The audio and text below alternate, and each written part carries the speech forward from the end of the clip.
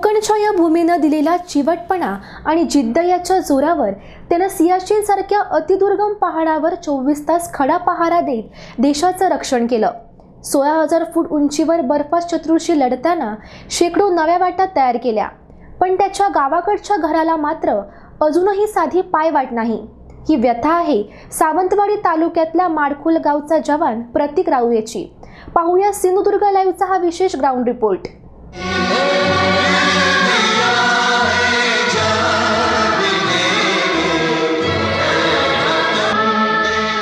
सियाचीन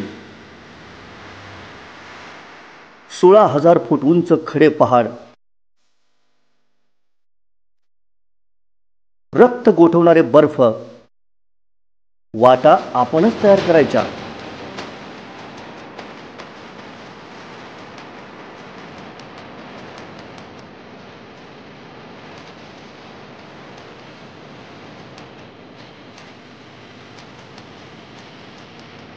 डोळ्यात तेल घालून 24 तास खडा पहारा द्यायचा। आधी वातावरणाशी झुंजायचं, मग दुश्मनाशी।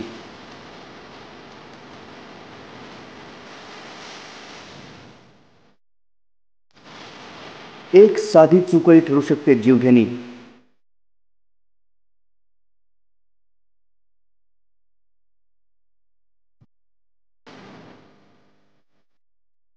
एका बाजूला चीन तर दुसऱ्या बाजूला पाकिस्तान, दोघेही शत्रू पाठीमागून वार करणारे। अशा परिस्थितीत माडखोलचा हा जवान प्रतीक राऊळ खंबीरपणे देशाचं रक्षण करून कोकणच्या या भूमीचं नाव उज्ज्वल करतोय। आगे बढ़ते हैं रहना, अब तो हमें साथी है बस इतना ही कहना। अब तो हमें आगे बढ़ते हैं रहना, अब तो हमें साथी है बस इतना ही कहना। या जवानाकडून सियाचीन मधल्या परिस्थितीची माहिती घेण्यासाठी सिंधुदुर्ग लाईव्हची टीम पोहोचली त्याच्या गावात।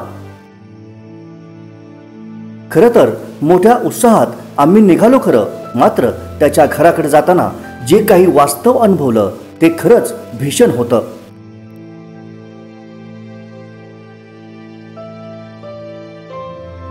सियाचीन इथं देशाचं रक्षण करताना त्याला रोज रस्ता तयार करावा लागतो।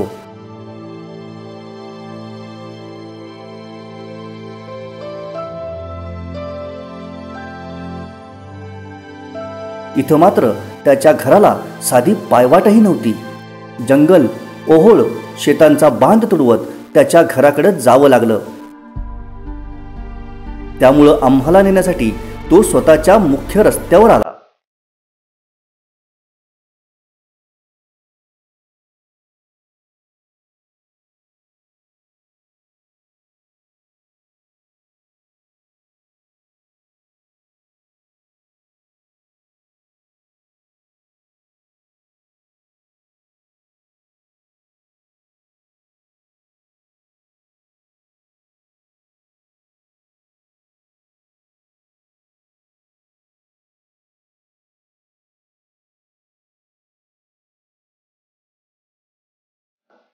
या रस्त्यावरून जाताना दिवसाही अंगावर काटा येत होता। रात्री काय परिस्थिती असेल याची कल्पनाच केलेली बरी। जंगलात असलेल्या या कुटुंबाला वन्य प्राण्यांचाही धोका आहे। जीव मुठीत घेऊन जगणारं हे प्रतीकचं कुटुंब पाहिलं आणि आमच्या मनात साहजिकच प्रश्न आला की देशासाठी दुश्मनांच्या समोर आपली छाती पुढं करणाऱ्या या जवानांकडे सरकार लक्ष देणार कधी? का त्यासाठी त्यांना शहीदच व्हावं लागेल?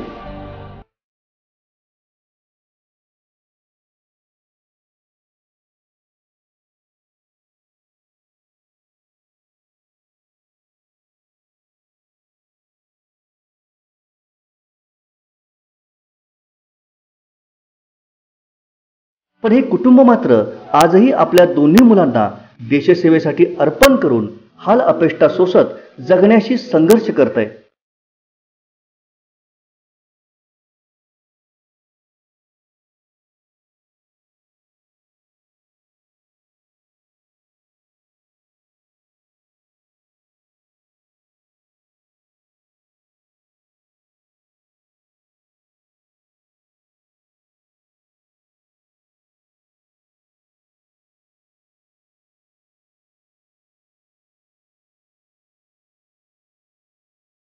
कुटुंबाला आम्ही भेट दिली तेव्हा आम्ही भेटलो अतिशय भोळ्या माणसांना.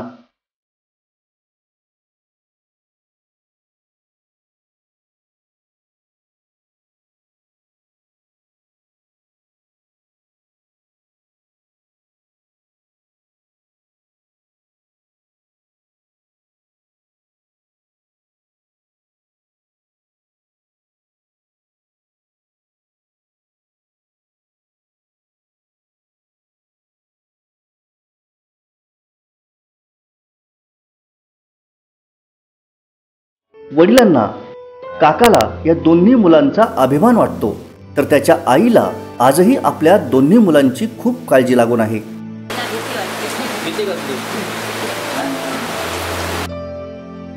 आजीची अवस्थाही तशीच. मात्र जीवावर धोंडा ठेवून देश सेवेला आपल्या दोन्ही मुलांना अर्पण केलंय ते या राऊळ कुटुंबानं. पाहूया या कुटुंबाशी आमच्या टीमनं साधलेला हा संवाद.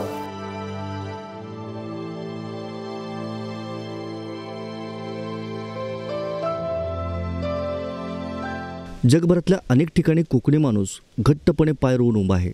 आज आपण मारखोल या गावी आलो आहोत, जिथं मारखोल इथला एक जवान सियाचीनसारख्या 16,000 फूट उंचीवरच्या एका पहाडावर भक्कमपणे पाय रोवून उभा आहे. आणि कोकणामधल्या माणसाचा जो चिवटपणा, चिकटपणा आहे, जी कोकणी माणसाची ताकद आहे ते तो दाखवण्याचा तो प्रयत्न करतोय.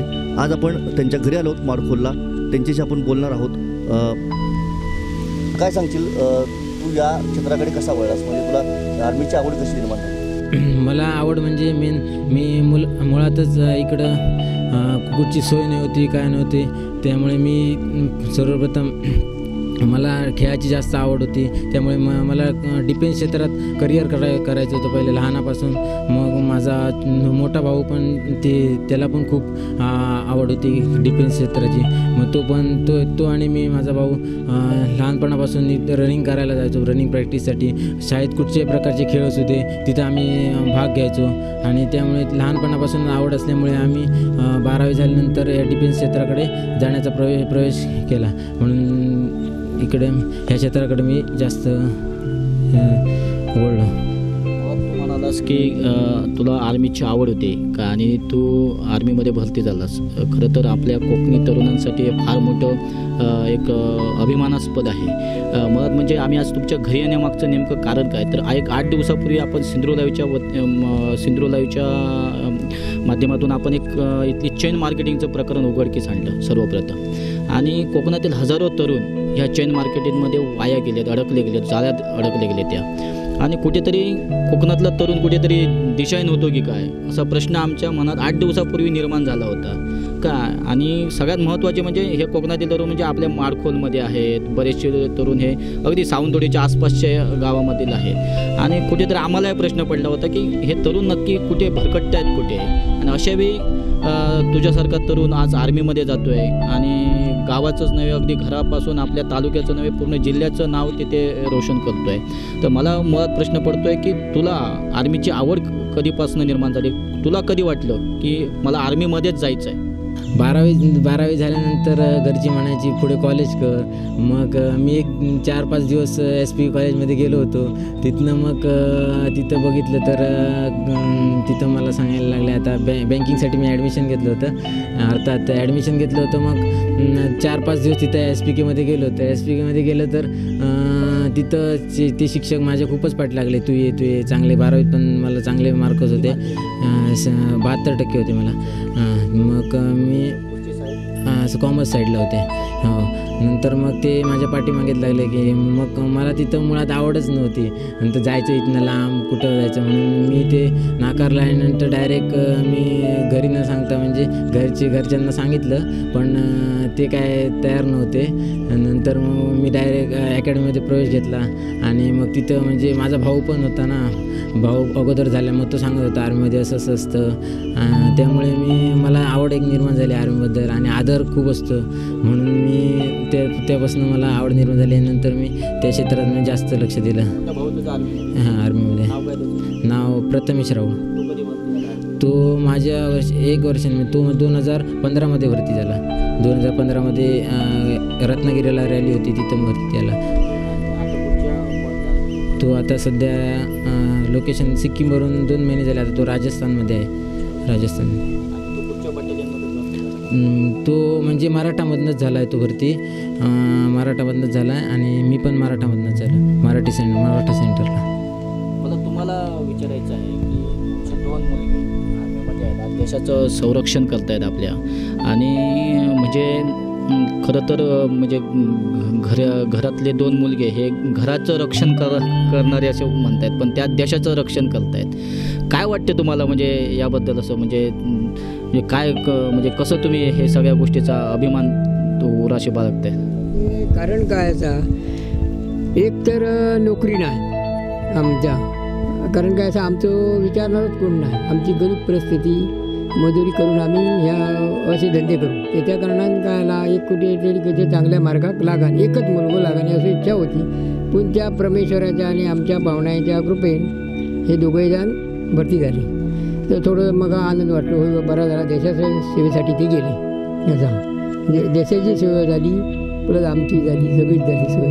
असं मी 4थी शिकलो. मी काय शाळेत धड जाऊकच ना, का लहान असल्यापासून आमचे वडील शाळेत नाहीच किंवा ती शिकाय काय शिकले ते काय मला माहिती नाही. तर मी काय थोडे दिवस काय असं आजोबा होते आमचे, त्याच्या कारणात त्यांच्या गुराबिरावरती त्यांच्याबरोबरच त्या पंथात नाहीत आम्ही. शेती भरपूर, शेती जमीन नावावर नाही पण ते शेती भरपूर करू, पोटभर अन्न कधी कमी नाही.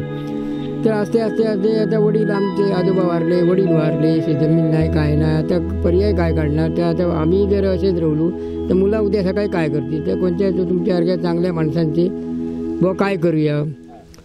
तर आमच्या ते गवसर होते, म्हटलं असं असा पोरग्यांका काय करूया. त्या म्हटलं अभ्यास असा काय असा, हे जवळकीवरती हे ते शाळेतले सर होते, शिक्षक, ते म्हणाले असं असं करा, ते तुम्ही कधी चांगल्या मार्गात जाऊन दे, काय काळजी करू नको, होतले पोरगी. मग सांगलीला एक गेला थोरला प्रथमेश, आणि हो मग इकडे सोय जर लांब पडायला लागला म्हणून तो लागलो कुडाळला जातो.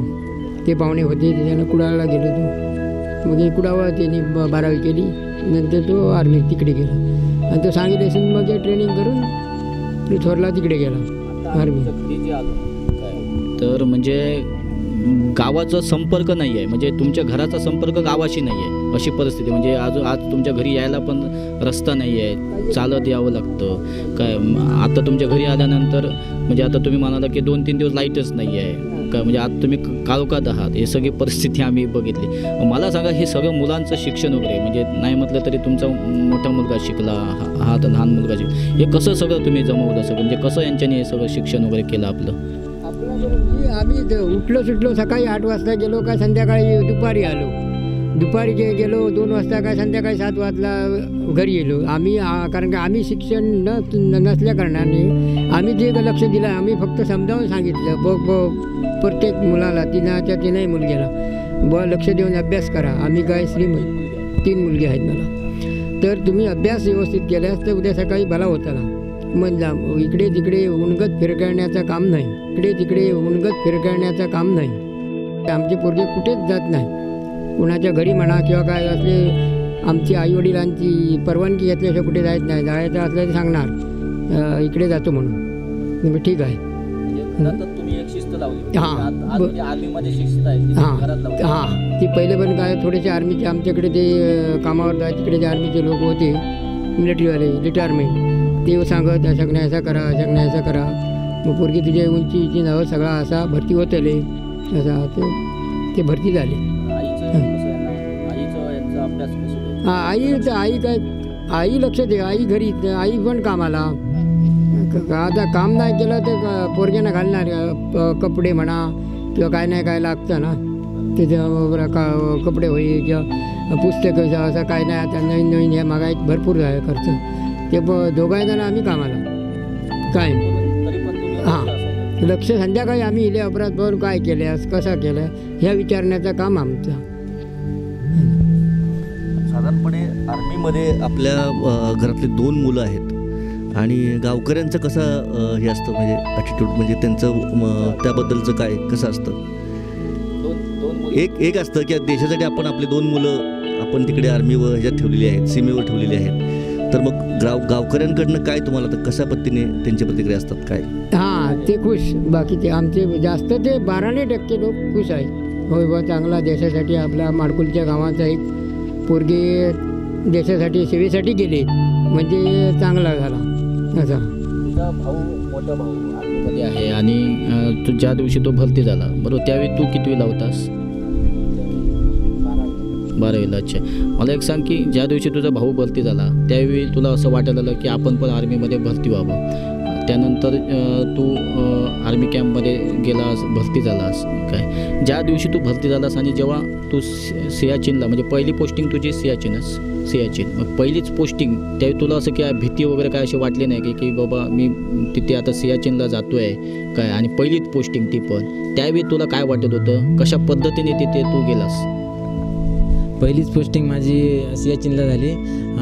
जाण्याचा उद्देश म्हणजे त्यांनी मला लवकरच पाठवलं. ट्रेनिंग जसं झालं तसंच आम्हाला लवकर पाठवलं. 15 दिवस सुट्टी भेटली होती आम्हाला. इथनं मग आम्ही डायरेक्ट 6 जण आम्ही आमचं डिटेल केलं होतं. आम्ही सियाचीनला पोचलो चंदीगडातनं त्यांचं ते येऊन ते घेऊन गेले आयलने. आणि तिथं पोचल्यानंतर खूप थंडी होती, खूप इकडनं प्लसमधनं डायरेक्ट मायनसमध्ये गेलो होतो पूर्ण. त्यामुळे खूप थंडी होती. त्यामुळे तिथं कसं पहिल्यांदा रक्त गोठल्यासारखं झालं, म्हणजे कसं तरी डोकं दुखत होतं खूप. आणि तिथं गेल्यावर नंतर मग आम्हाला त्यांनी गरम पाणी दिलं. आम्ही तिथं थंड पाणी बघत होतो, त्यांनी आम्हाला गरम पाणी दिलं आणि त्यांनी क्लोथिंग सर्व काही ते आम्हाला पुरवलं. आणि त्यानंतर आम्हाला त्यांनी क्लायमेटेशन मेडिकल करायला लागलं, कारण मग दुश्मनपेक्षा तिथं आपल्या क्लायमेटेशनला वेदरला तोंड जादा द्यावं लागतं दुश्मनपेक्षा तिथं. मग त्यांनी मग आम्हाला क्लायमेटेशन करावं लागतं तिथं. मग फिट केल्यावर आम्हाला तिथं पोस्टांवर पाठवायला त्याच्या अगोदर त्यांनी आम्हाला ट्रेनिंग दिलं होतं पहिल्यांदा, म्हणजे बर्फामध्ये कसं राहायचं, कुठचं क्लोथिंग घालायचं, त्याच्यानंतर बर्फ कसा हाताळायचा, ते एक उंगली पण ते बर्फात म्हणजे हँडग्लोव्ज घालून बर्फ हाताळावा लागायचा तिथे गरम पाणी करताना, नाहीतर तो उंगली पण कट करावी लागायची. हे ते म्हणजे ते बर्फाच्या पाड्यांवर कसं चालायचं, बुटाला ते खाली क्रॅम्पॉन होते, मग क्रॅम्पॉन मारत कसं चालायचं, खूपच बर्फ पडला तर अवलांच येतात त्यावेळी काय करायचं, असं त्यांनी पूर्ण ट्रेनिंग आम्हाला पहिल्यांदा दिलं होतं. आणि त्याच्यानंतरच आम्हाला पोस्टवर डिटेल केलं होतं त्यांनी. आता सियाचीन आहे, सियाचीनच्या बाजूला इकडे चीन आणि पलीकडे पाकिस्तान आणि मध्येच तुमचा हा पॉईंट आहे. खरं तर जेव्हा आपण आर्मीमध्ये भरती वगैरे होतो तेव्हा एक असं आपण एक अशी ऊर्जा घेऊन जात असतो तिथे काय, आणि दोन बाजूला दोन दुश्मन तसे आपण हे. अशा वेळी तुम्हाला काय वाटायचं एकंदरीत सगळे जे तुम्ही तिथे जवान असायचं आणि तिथे जेव्हा तुम्ही ते आपल्या पॉईंटचं रक्षण म्हणजे आपल्या देशाचं तुम्ही संरक्षणासाठी तिथे असायच्यात आणि दोन बाजूला दोन दुश्मन, एकीकडे चीन एकीकडे पाकिस्तान, त्यावेळी काय वाटायचं तुमच्या मनात? सियाचीन असं जागा आहे ती काश्मीरच्या एकदम टोकाला वर आहे. इकडनं तुम्ही सांगितलं तसं इकडनं पाकिस्तान आणि इकडनं चीन आहे. मग तिथं म्हणजे आमची ड्युटी असायची 3-3 तास ड्युटी असायची तिथं. प्रत्येक पोस्टवर 6 जण 6, 4, 8 असे जण डिटेल असायचे म्हणजे आर्मीचे लोक प्रत्येक फौजी. मग तिथं आम्ही रात्रीची ड्युटी करायची, म्हणजे तिथं पहिलं आधी वेदरला म्हणजे क्लायमेटेशनला आधी सामना करावा लागायचा, त्यानंतर दुश्मनचं. त्यामुळे पहिल्यांदा आपली स्वतःची तिथं क्लोथिंग घालून सगळं तिथं हँड परेड फूट परेड रोज करावा लागायचा. ड्युटीला जायच्या अगोदर ते आल्यानंतर तिथं हँड परेड फूट परेड ते रिपोर्ट घ्यायचे रोज, म्हणजे त्याच्यात सलगम असेल किंवा चहापत्ती असेल ते पाण्यात घालून गरम पाण्यात हँड परेड फूट परेड करावं लागत होतं तिथं. त्यानंतर मग तिथं आम्ही ड्युटी करायचो आणि मेन म्हणजे तिथं जास्त फायरिंग काय होत नाही, म्हणजे फक्त आपल्या याचं सीमेचं रक्षण आम्ही करत होतो तिथं आणि ड्युटी अलर्ट करत राहायचो. म्हणजे बटालियन असते ती खाली असते आणि वर पोस्टांवर म्हणजे कंपन्या असतात. त्या कंपन्या एक कंपनी इकडं अल्फाला गेली, एक कंपनी ब्रावो असते ती दुसऱ्याला गेली, ती दुसऱ्या पोस्टवर गेली, असं कंपनी वाटलेल्या होत्या तिथं. म्हणजे ते सियाचीन कसं आहे ते पूर्ण असं म्हणजे पहाडीच आहे ती, त्यामुळे आम्ही तिथं 3rd ग्लेशियरला होतो इकडच्या साईडला. म्हणजे तर त्या पॉईंटवर जाण्यासाठी पण पूर्ण याच्यामधून काही जे शारीरिकदृष्ट्या अगदी भक्कम असतील, जे अगदी सक्षम असतील अशाच जवानांचे तिथे निवड होते.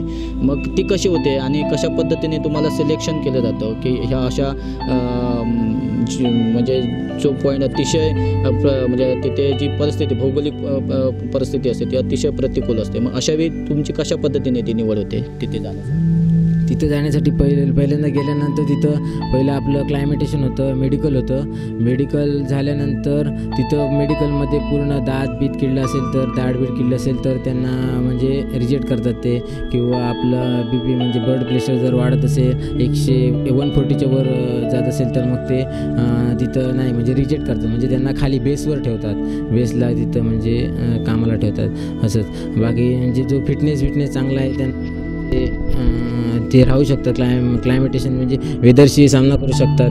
त्यांना मग ते वर पोस्टांवर पाठवतात. दिनक्रम कसा असतो? सकाळी आम्ही 5 वाजता उठायचो. 5 वाजता उठल्यानंतर पूर्ण ती पहाडी असल्यामुळे पूर्ण ते उजेडच असायचा सगळीकडे तिकडं. आणि उठल्यानंतर आम्ही सगळं म्हणजे योगा परेड पहिल्यांदा व्हायचा. त्याच्यानंतर योगा परेड झाल्यानंतर आम्ही योगा केल्यानंतर म्हणजे फ्रेश होऊन नंतर मग नाश्ता बनवायचा. म्हणजे अगोदरच रात्री आम्ही तो बर्फ वितळून पाणी करून ठेवायचो. मग त्याचा परत रात्री बर्फ व्हायचा.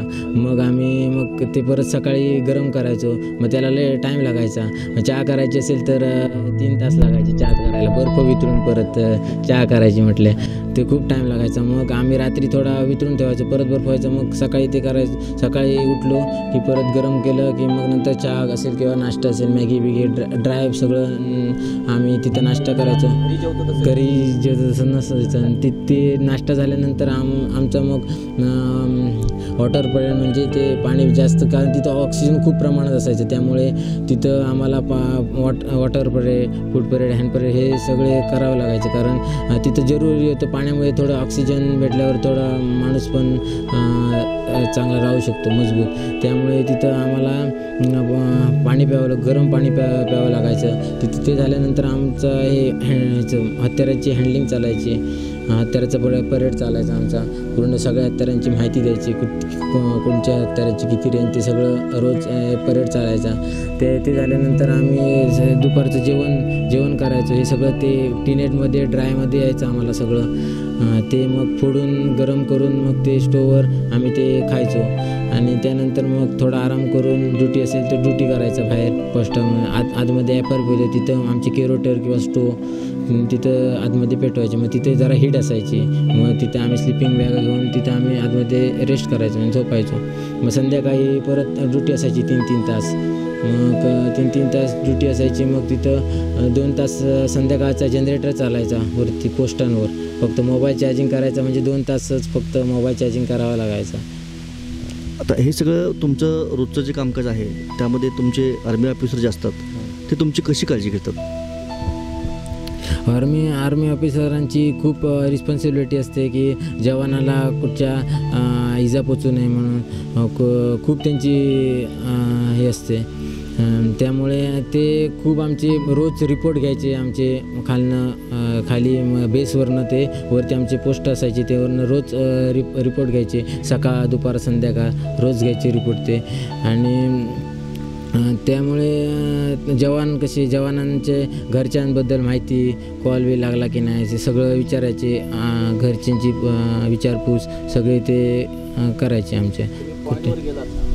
तुमचा आणि तुमच्या घरातल्या व्यक्तींसोबत असा किती दिवसांनी संपर्क येतो किंवा कशा पद्धतीने तुम्ही घरातल्या लोकांशी बोलणं वगैरे होतं का? म्हणजे एवढ्या मोठ्या पॉईंटवर तू गेला आहेस, ज्या रिस्की पॉईंटवर आपण म्हणतो आहे, मग घरातल्या लोकांशी तुम्हाला कम्युनिकेशन ठेवता येतं का? किंवा किती दिवसांनी तुम्ही असं कम्युनिकेशन ठेवताय? म्हणजे तिथं फौजचा एक टावर म्हणजे तिथल्या लोकांनी ते राहणीमानाचे तिथले एक टावर उभा केला. मग तिथं जम्मूचं सिम भेटायचं. मग तिथलं आम्हाला त्यांनी सिम दिलं होतं. मग ते आम्ही सिम यूज करायचो. म्हणजे तिथं कॉलिंग किती 500 ते 600 मिनिमम फक्त त्यांची कॅपॅसिटी होती त्या टावरची. फक्त कॉल आउट करायची. मग इकडं केला तर घरात न केला तर तो काय कॉल येतच नव्हता आम्हाला मेन म्हणजे. मग आम्हाला कॉल आउट करायचं म्हटले तर सकाळी 7 वाजता ती रेंज यायची आणि रात्री 10 वाजता रेंज जायची. टॉवर बंद करायचे ते, रात्रभर काय रेंज नसायची. मग सकाळीच मी घरी लावायचं असेल तर सकाळीच लावायचो किंवा ज्या वाजता म्हणजे किती दिवसांनी तुम्ही घरातल्या लोकांसोबत बोलायचं? घरातल्या लोकांसोबत 5-6 दिवसांनी मी बोलायचो. म्हणजे कसं कॉल एकदा आउटच होत नव्हते. रेंज गेली तर मग बर्फ पडत असलं तर मग ते टॉवर पण चालू करत नव्हते. मग ते पण 10-15 दिवस मग रेंज पण यायची नाही, बोलू शकत नव्हतं. मग तिथं रेंज ज्या दिवशी हा पॉईंटवर गेला सियाचीनसारख्या, तुम्हाला माहिती होतं का सियाचीन पॉईंट म्हणजे कसा असतो, काय असतो, बघितलं काय? पण ज्या म्हणजे ठीक आहे आर्मीमध्ये आपला मुलगा आहे हे तुम्हाला माहिती आहे, पण ज्या दिवशी अशा जो खूपच रिस्की पॉईंट आहे अशा पॉईंटवर आपला मुलगा जातो आहे देशाचं रक्षण करण्यासाठी, आणि जेव्हा तो तुमच्याशी बोलला त्यानंतर तुमच्याशी किती दिवसांनी त्याचा संपर्क झाला तुमचा आणि त्याचा किंवा घरातल्या लोकांचा? जवळजवळ 2-2.5 महिन्यांनी. 2-3 हो बोललो, म्हणजे फोन माझ्याशी संपर्क होऊ ना, बाकी घरात मध्ये केव्हा तरी फोन घे, नाही तर मी काय टायमावर गावतच नाही घरी असा. बाप म्हणून तुम्हाला काय वाटायचं की बाबा आपला मुलगा एवढ्या मोठ्या रिस्की पॉईंटवर आहे आणि तुम्ही 2 महिन्यानंतर बोललात मुलाशी, बरं अशा वेळी काय कसं हे वाटायचं? कसं वाईट वाटायचं, मग करणार काय, त्या पर्याय नाही. शेवटी देशाच्या सेवेसाठी गेलं म्हणजे काय ते मन जरा थोडा घटत धरायला पाहिजे, असा सगळ्यात धरून जमणार नाही असा. तुम्हाला एक सांग, तुझ्यासोबत आपल्या कोकणातील काही तरुण आहेत का म्हणजे जे देशासाठी आपल्या तिथे त्या पॉईंटवर आहेत, मग त्या ती मुलं म्हणजे कोकणातील म्हणून म्हणजे जेव्हा आहे तेव्हा मग कसं असतं वातावरण तुमचं तिथे, कशा पद्धतीने एकमेकांची तुम्ही काळजी घेतात किंवा कसा संवाद असतो तुमचा त्यावेळी, काय संवाद करतात नेमकं त्यावेळी? कसं आहे तिथं तर पोस्टांवर काय ते सगळ्यांना म्हणजे आपले गावाले म्हणून ते काही डिटेल करत नाही. ते म्हणजे खाली बेसमध्ये आमचं क्लायमेटेशन चालायचं नाही. तिथं मग आम्हाला आमच्या इकडची 2-3 माणसं भेटली होती, इकडची 3 जणं भेटली होती. मग त्यांनी मला सांगितलं, मी प्रथमच गेलो होतो ना तिथं, मग त्यांनी सांगितलं, मग ते सुट्टीला चालले होते ना, मग त्यांनी आम्हाला सांगितलं की बर्फाला म्हणजे जपून करायचं, कसं असतं. म्हणजे इथं मी ते नवीनच घेतो पलटणमध्ये कसं राहायचं, कसं हे डिसिप्लिन ठेवायची. मग त्यांनी आम्हाला सगळं सांगितलं होतं. गावाकडेचे म्हणजे आठवणी काय काढायची नाही. इथं लांब आल्यानंतर मग परत एक देश बघायचा असा वर्ड फक्त असा त्यांचा उद्देश होता. सांगायचे ते. त्यानंतर घरून पण फोन लावल्यावर हे घरी इकडे बाबा चौकशी करायची, इकडे कसं आहे तिकडे. मग इकडे ते म्हणजे रिटायरमेंट फौजी असतात ते मग सांगायचे तिथं बर्फ खूप पडतो, हे करतो. ह्यांना काय बाबांना तेवढे काही ज्ञान नव्हतं. मग ते आम्हाला फोन सांगायचे रोज ते पाण्यात हात बुडव, हे कर ते कर. मग ते आपला अनुभव ते म्हणजे ते आपले अनुभव त्यांनी म्हणजे रिटायरमेंट फौजी असतात ना ते सांगतात ना. मग हे ह्यांना काय माहीत नव्हतं, मग ते आम्हाला सांगायचे. आमच्या स्पिरिट म्हणजे समोर दुश्मन आला की फायरिंग करायची, म्हणजे एक गोळी एक दुश्मन, जसं आम्ही करतो तसं ध्येय असतं आमचं, तसं आमचं ध्येय असायचं. म्हणजे प्रत्येक ड्युटी पोस्टावर आम्ही अलर्टपणे करायचो. बड्डी पेअरमध्ये ड्युटी असायची, म्हणजे कोणाचे हात थंड झाले मग तो थोडा स्टोवमध्ये शेकायचा, परत तो बाहेर यायचा. मग एक्सचेंजमध्ये ड्युटी चालायची पोस्टांवर.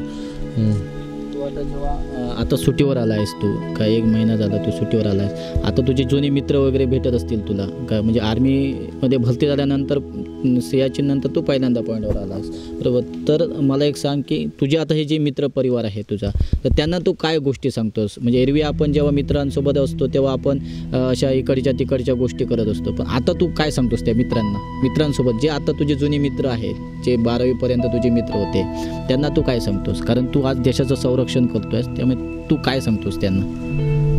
ते आधी माझे पहिले आभार मानत असतात, तू एवढ्या ठिकाणी लांब गेलास. ते म्हणतात काय कसं असतं म्हणजे परिस्थिती तिथली. आता पहिल्यांदा आम्ही तिथं भेटल्यावर आम्ही हेच गप्पा करायचो. नंतर मग ते भरती झाल्यानंतर मग ते मला विचारायचं, ते पण माझ्याबरोबर होते पण ते भरती झाले नाही, काही कारण असतं. मग ते सांगायचे तू एवढ्या लांब गेलास, कसं काय असतं, कसं वातावरण असतं, तू किती दुश्मन मारलेस, काय विचार ते जास्त विचारायचे. त्यांना पण जास्त आवड होती, त्यांना पण भरती व्हायचं होतं, पण काय कारणाचं रनिंग ते कारण असतं ते त्यांचं झालं नाही. सियाचीनसारख्या भागामध्ये काम करताना एकीकडे पाकिस्तानची बॉर्डर आहे, एकीकडे चीनची बॉर्डर आहे, असं समोर तुला कधी असा दुश्मन दिसला का की तुम्ही असं बघतात ना त्या दुर्बीणमधनं किंवा याच्यामधनं, असा कधी तुम्हाला असं प्रसंग कधी आला का? म्हणजे आम्ही त्यांचं रात्रीचं डिंडेक्शन चालायचं, मग ते आमच्या तिथं HSTI सारखं ते म्हणजे 600 मीटर 700 मीटरवर ते दिसायचं आम्हाला क्लिअर, म्हणजे माणूस दिसायचा, म्हणजे काय त्यांचं चालायचं ते हालचाली त्यांच्या चालायच्या ते आम्हाला दिसायच्या. मग आम्ही त्यांची रेकी करत असायचो, म्हणजे पोस्ट किती 300-350 मीटरवर दूर होती, जास्त नव्हती, जास्त पोस्ट दूर नव्हती. मग त्यांच्या हालचाली आम्हाला दिसायच्या. मग सकाळचे मग बायनो म्हणजे त्यांचं हेलिबिली आलं तर आम्हाला दिसायचं, आम्ही त्यांच्या हालचाल बघत होतो. तुझ्या त्या पॉईंटपासून म्हणजे सियाचीन पॉईंटपासून पाकिस्तान किती किलोमीटर अंतरावर आहे, आणि म्हणजे पाकिस्तानचं बॉर्डर किती अंतरावर आहे आणि चीनची बॉर्डर किती अंतरावर आहे? म्हणजे सियाचीन म्हणजे असं आहे ते पूर्ण डोंगरच आहे तो.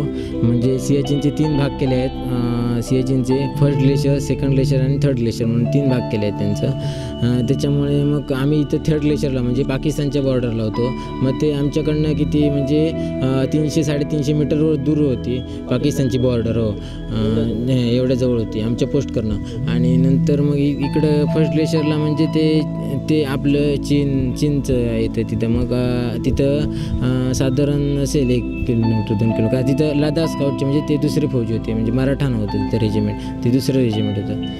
काही दिवसापूर्वी असं मध्यंतरी चीन आणि भारत पुन्हा एकदा युद्ध होईल अशी परिस्थिती निर्माण झालेली तिथे काय. आणि त्यावेळी म्हणजे पूर्ण आपली आर्मी अगदी सज्ज होती, म्हणजे अलर्ट होती. आणि जे या मागच्या युद्धामध्ये आपण जो पराभव पत्करला होता ते पण शल्य कुठेतरी आपल्या आजही मनात आहे काय. त्याची कारणं अनेक थोडीशी दुसरी होती, कारण आपली आर्मी हरली नव्हती, तिथलं प्रतिकूल वातावरण होतं, त्याच्याशी आपण थोडंसं कमी पडलो ते आहे. पण ज्यावेळी अशी परिस्थिती निर्माण झाली होती तेव्हा तुम्ही तिथे त्या पॉईंटवर होतात, तर अशावेळी पूर्ण आर्मीमध्ये काय म्हणजे तुम्ही जरी तिथे असलात तरी इथल्या लोकांमध्ये एक ऊर्जा तयार होत असते की हे, तर त्यावेळी तुमच्या असं अंगात काय असं संचारतं किंवा काय वाटत असतं तुम्हाला की जावं, म्हणजे अशी जेव्हा परिस्थिती निर्माण होते त्यावेळी? आमच्या मनात तिथं एकच वाटायचं की जावं आणि त्यांना एकदम रात्रीचं खतमच करून यावं. एवढ्या जवळ पोस्ट आहेत आणि त्यांची पण ड्युटी असायची, ते पण रात्रीचे टॉर्च मारायचे. पण आमची फौजी होती ते खूप अलर्ट, ज्यावेळी ते अशा परिस्थितीमध्ये खूप अलर्ट होते. आणि त्यामुळे म्हणजे ते अफसर लोक असतील ते म्हणजे रिपोर्ट देत होते आम्हाला अलर्ट राहा, म्हणजे आमची फौजी खूप अलर्ट होते. आणि झोप पण नाही लागायची त्यावेळी आम्हाला, ते आम्ही झोप पण कमी घेत होतो तिथं. कुठल्या भागातले जेव्हा तुमच्या ह्याच्यामध्ये आहेत ग्रुपमध्ये तुमच्या? आमच्या मराठा रेजिमेंटमध्ये जास्त करून सांगली, सातारा, सोलापूर, कोल्हापूर, इकडे आपले सिंधुदुर्गातले आहेत थोडे. आणि त्यानंतर मग इकडं बीड, रत्नागिरी इकडचे आहेत, बरेचसे लोक आहेत इथं जिल्ह्यामधले. मला एक सांग की म्हणजे शेवटी आर्मी ही एक आहे बरोबर अशामध्ये, पण त्याच्यामध्ये पुन्हा एक अशी स्पर्धा असते, मराठा बटालियन, गुरखा बटालियन काय. आणि प्रत्येकाला आज आपण महाराष्ट्रीयन आहोत, आपल्याला मराठा बटालियनचं असं खूप कौतुक असतं आणि मराठा बटालियन. तुम्हाला कसं वाटतं त्या ठिकाणी कशा पद्धतीने तुम्ही म्हणजे मराठा बटालियन म्हणून कसे प्रेझेंट होतात तिथे? मराठा बटालियनचं म्हणजे एक वैशिष्ट्य आहे, म्हणजे ती जगातली दुसरी रेजिमेंट आहे जी तिथं हार्ड ट्रेनिंग दिलं जातं आणि तिथं जवानांना सक्षम बनवलं जातं एकदम.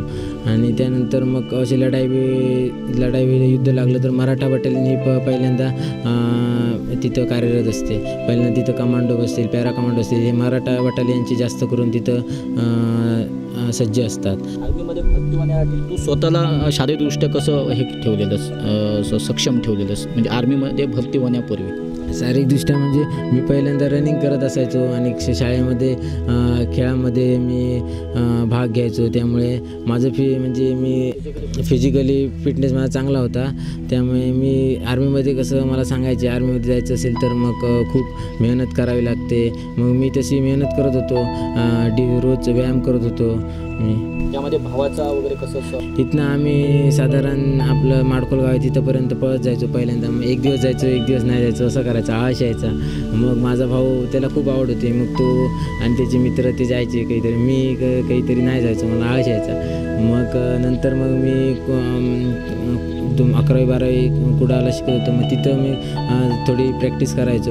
नंतर मग भावाने सांगितलं भरती व्हायचं असेल तर रनिंग फिजिकल मेन आहे, म्हणून मग मी तिथं रोज व्यायाम करायचो. अकॅडमीच्या मार्फत काय तुला मार्गदर्शन भेटलं, म्हणजे अकॅडमीचा काय फायदा नेमका झाला तुला? सिग्मा अकॅडमीमार्फत मतलब सिग्मा अकॅडमीचे मी आभार मानतो, कारण तिथं माझा भाऊ पहिल्यांदा गेला होता. त्यानंतर तो तिथं भरती झाला. म्हणजे तिथं फिजिकल असेल किंवा लेखी असेल ते सर्व तिथं शिकवलं जातं त्या अकॅडमीमार्फत. आणि त्यानंतर मग मला त्याने सांगितलं, मग मी तिथं गेलो. तिथं गेल्यानंतर मग ते सकाळी लेखी व्हायचे, नंतर संध्याकाळचं ग्राउंड घ्यायचे ते, आणि तिथं मग प्रॅक्टिस जोरदार घ्यायची. पोलीस भरती असेल, आर्मी भरती असेल, मग ते आम्ही आर्मी भरतीसाठी प्रॅक्टिस करत होतो. मग ते आम्ही जोरात ते प्रॅक्टिस करतो. मग शेख सर म्हणून होते, ते आम्हाला चांगले मार्गदर्शन करायचे. ज्या पॉईंटवर तू गेलास, आता किती दिवस तिथे राहिलास? सियाचीन पॉईंटवर किती दिवस राहिलास आणि काय आनंद घेऊन तू आलास तिथून?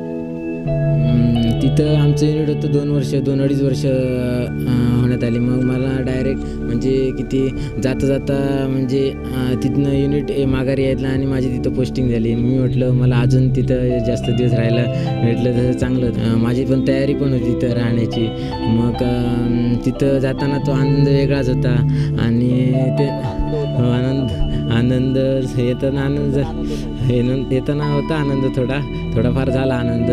पण सुट्टी येतोय खूप महिने, 9 महिने मी सुट्टी आलो इथं वापस. त्यामुळे आता डायरेक्ट माझा रिपोर्ट तिकडे पुण्याला आहे, त्यामुळे परत तिथं मौका भेटणार नाही. मग तिथं मी फोटो खूप काढले. तिथं आनंद वेगळाच होता.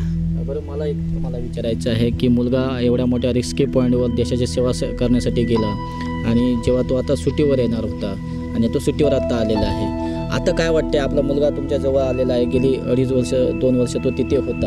आता कसं वाटते, म्हणजे त्याच्याशी कसं असतं, म्हणजे तुम्ही कशी गप्पा करतात असे म्हणजे दिवसभरात? कारण तुम्ही स्वतःची शेती आजही करतायत, हे सगळं शेती वगैरे सामावून आत्ता तुम्ही मुलाशी कशी गप्पा करतात? पूर्वीचा नव्हे, 12वीचा आता आर्मीमध्ये भरती झाल्यानंतर ते काय केलं आहेस किंवा काय तुम्ही केलं, तिकडे काय करतात तर तिकडे तर विचारतो ना. पण तुम्ही काय त्रास करता तिकडे, काय म्हणजे आमका मारला किंवा काय केला, तुम्ही आणखी कोणाकोणा काय कडेकडे काय करतात, अडचणीत फिरतास, कडे फिरायला लागता, काय करूचा लागता, ह्या आम्ही विचारतो. तिंका पोरग्यांका कसं काय करूचा लागतात आमका विचार. आमचे पोरगे आमका सांगता, पण आम्ही दुसऱ्या सांगतो बा असा करा तू असा, मग त्या करून बघा तुम्ही. मग पाहिजे आईला त्याच विचार जास्त आहे की काय कसा काय करणार तू. आई पण विचारतात तिची. हो विचारतात.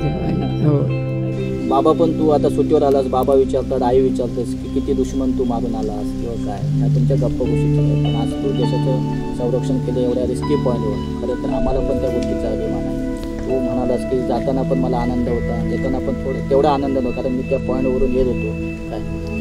काय सांग? मी एवढंच आवाहन करीन की सगळ्यांना जिथं म्हणजे हे असं डिफेन्स क्षेत्र असं आहे, आर्मी करिअर म्हणा, पोलीस करिअर, डायरेक्ट आपलं करिअर करता येतं तिथं.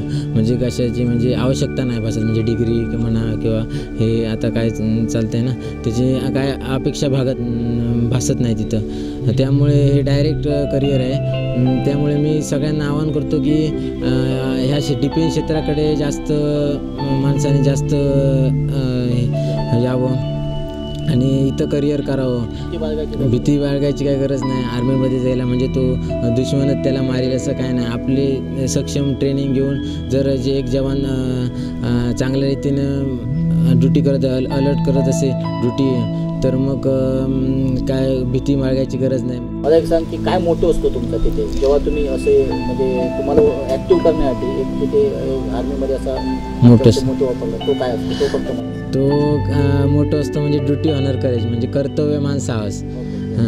जर कर्तव्य चांगलं केलं, मान राखला तर तुम्हाला साहस म्हणजे धाडस जर ठेवलं तर तुम्हाला कोणतीच अशक्य नाही, कोणतीच गोष्ट अशी अशक्य नाही, सगळ्या गोष्टी शक्य होऊन जातात. आणि मनामध्ये एक ठाम विचार ठेवला की आर्मीमध्ये करिअर करायचं आहे आणि देशासाठी आपली जान द्यायचे, तर मग ते सगळं होऊन जातं.